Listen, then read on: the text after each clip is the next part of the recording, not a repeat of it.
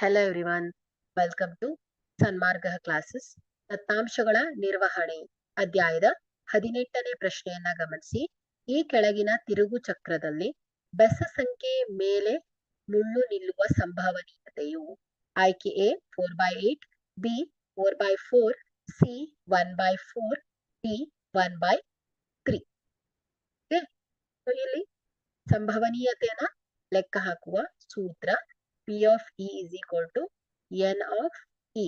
ಹೀಗೆ ಅನುಕೂಲಿಸುವ ಫಲಿತಗಳ ಸಂಖ್ಯೆ divided by ಒಟ್ಟು ಫಲಿತಗಳ ಸಂಖ್ಯೆ. ಸೊ ಇಲ್ಲಿ ಒಟ್ಟು ಫಲಿತಗಳ ಸಂಖ್ಯೆಯನ್ನ ನೋಡಕ್ ಹೋದ್ರೆ N of S. ಸೊ ಇಲ್ಲಿ ಒಟ್ಟು ಸಾಧ್ಯವಿರುವ ಫಲಿತಾಂಶಗಳು.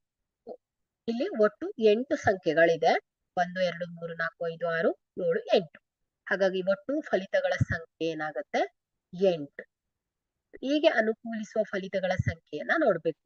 ಇಲ್ಲಿ ಬೆಸ ಸಂಖ್ಯೆ ಮೇಲೆ ಮುಳ್ಳು ನಿಲ್ಲುವ ಸಂಭವನೀಯತೆ ಅಂದ್ರೆ ಬೆಸ ಸಂಖ್ಯೆ ಬರುವಂತಹ ಈ ಒಂದು ಘಟನೆ ನಡೆಯುವಂತಹ ಸಂಭವನೀಯತೆಯನ್ನ ನೋಡ್ಬೇಕು. ಹಾಗಾದ್ರೆ ಹೀಗೆ ಅನುಕೂಲಿಸುವ ಫಲಿತಗಳ ಸಂಖ್ಯೆ.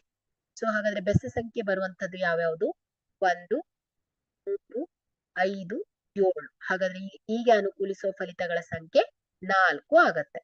ಇದನ್ನ ಸೂತ್ರದಲ್ಲಿ ಅಪ್ಲೈ ಮಾಡಿದ್ರೆ 4 ಡಿವೈಡೆಡ್ ಬೈ 8 ಆಗತ್ತೆ. ಹಾಗಾದ್ರೆ P of E ಬೆಸ ಸಂಖ್ಯೆ ಮೇಲೆ ಮುಳ್ಳು ನಿಲ್ಲುವ ಸಂಭವನೀಯತೆಯು 4/8. ಓಕೆ, ಕೊಟ್ಟಿರುವಂತಹ ಆಯ್ಕೆಯಲ್ಲಿ ಎ ಸರಿಯಾದ ಆಯ್ಕೆ. Thank you.